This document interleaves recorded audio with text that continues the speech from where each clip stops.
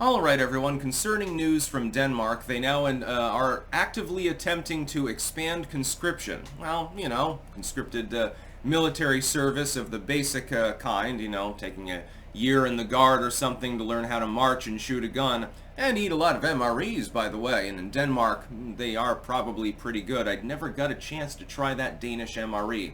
Unfortunate. It's still there, so I'll be eating it soon. I'll do the best I can.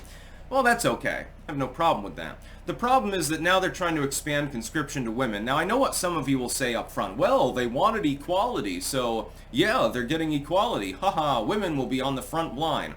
Okay, yeah, I understand the irony. I understand the basic point, the basic premise. You've got a gender that tends to vote more left than its male contemporaries, and there's a little bit of comeuppance there, and that's humorous in nature. We can chuckle about that. I agree. Here's the problem.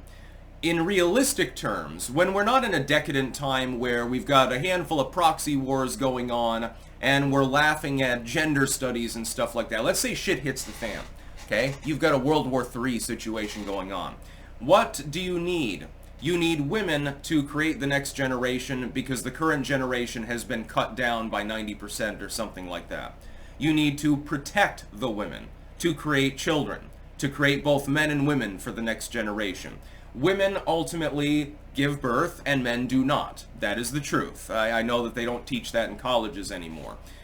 If your nation, therefore, is going to survive, sending a bunch of women into the meat grinder is not the greatest strategy that you can employ. Ultimately, it is the plight of men to fight and protect and die. We are physically larger than women. This is the truth on aggregate, as an aggregate. For instance, I'm 6'2". I'm taller than like 99% of females in the world. Yeah, there's the occasional basketball player that has a thyroid condition that's taller than me. Generally speaking, though, I'm taller. I am capable of carrying more weight than the average woman. And I'm a skinny, wiry dude. I may not look it, but I can actually haul things pretty well. I'm not exactly muscular. I'm not exactly Hulk Hogan at his prime or something like that. And I realize my limitations.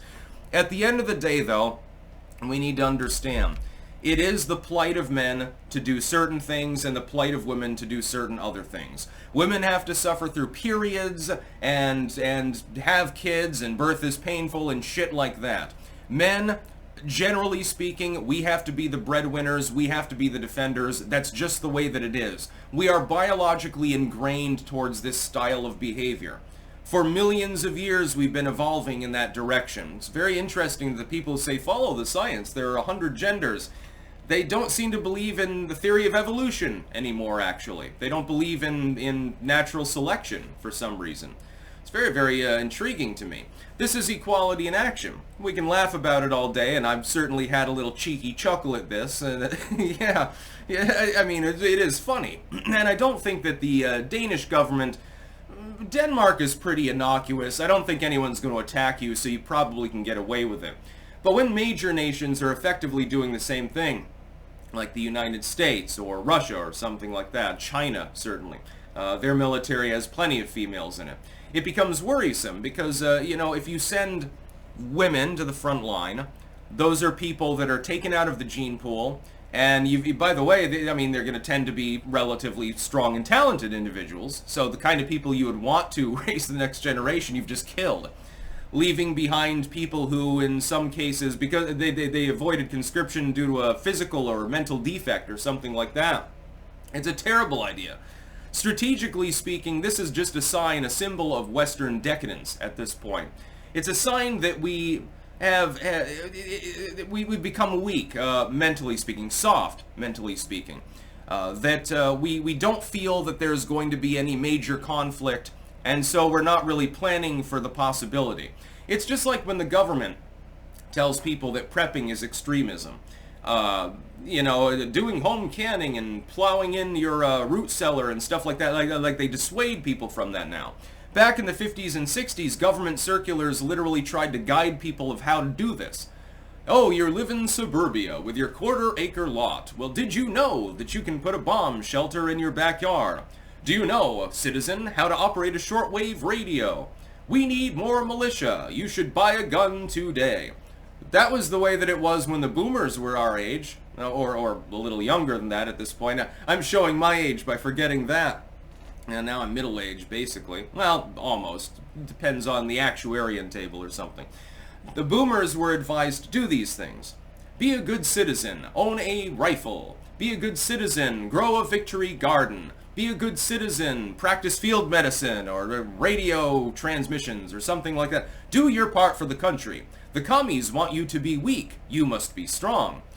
I wish that were the message today. And now we're dissuaded from it. It's almost like that commie infiltration that McCarthy warned of actually took place and he wasn't bullshitting. Yeah, he might have gotten a few of the perps wrong and accidentally ruined people's career for no reason. Burr lives. But, it seems like there was some sort of conspiracy, and it seems to have gone undetected. People were too worried about moral panic witch hunts to actually do anything about the actual panic that they should have had. Anyway, it's equality in action. Yeah, women are being treated equally. You can be shot equally. I'm sorry, but I'm not an MRA or something like that. I have an aversion to the concept. I don't think that women should be on the front lines of combat. Yes, I know what you're going to say. Some of you will say. Women are capable of doing that job. Yes, with proper training, etc., some women will excel. They can be a Navy SEAL or an Army Ranger or join the Marines or something like that. Aggregated statistics can lie. The problem is that there's another element to it that is being overlooked, which is that if shit really does hit the fan, you want as many women as possible out of harm's way. You don't want to put them on the front line. That's suicide. Quite literally. Genetic suicide. If a nation puts a bunch of its young, healthy women on the front line, they all get killed by an atomic blast or something. How are you supposed to rebuild your nation? You know, other nations that don't have that policy, they rebuild in 100 years. It takes you 500. Well, you've just committed suicide. You're going to be overrun. You're not thinking to the future. I'm not thinking of even like our children's or even grandchildren's generations. Oh, what about 10 generations later? You want your women out of harm's way, the same as you would try to protect children. You know, when a country begins drafting 13-year-olds for some child warfare guerrilla bullshit, we castigate them. We criticize that. We think that it's wrong. What's the difference? I don't see a difference. Women should be protected. And yes, there should be gender differences. Absolutely. I believe in them. I think that's a good thing. I think that's a healthy thing. I think that recognizing basic genetic and cultural reality is not actually bigoted at all. Women get a pretty sweet deal. Yeah, I know. I'm sorry that you have to deal with a period and stuff like that. But I don't want you to get shot at in the trenches. You can escape that. Just stay stateside and, do your thing. Learn your skill. Do whatever you want. But I don't think that you should be shot at. No. I don't know. Maybe that makes me an outdated, antiquated bigot or something like that. But I think that women and children should be protected from war. Yeah, I think that we should cherish them. And then some people say, well, you're simping, there will be the inevitable comment, by the way. Sticks, you're simping and stuff like that. You have a crazy view. Women don't even respect men anymore. Some women don't, but some do. And I don't think that they should be sent off to war regardless. Because, again, if I care about the future of the human species, if a bunch of men die, well, one man can pollinate 10 women. It's not a problem breeding-wise. You may run into some problems with having to get the Mormons to look at the genealogy to make sure there's no incest, but you can rebuild your society that way. Can one woman pollinate 10 men? No. No, if you need to rebuild society very quickly within a few generations, you're going to need a lot more women than you're going to need men. That is part of their intrinsic value, genetically speaking. And I don't give a shit about people saying that I'm simping or something like that. That's the reality. I mean, you can't even debate me on the topic. It's a biological reality. If we assume that there are only two genders, of course. If men could get pregnant, then they shouldn't be sent to the front lines either.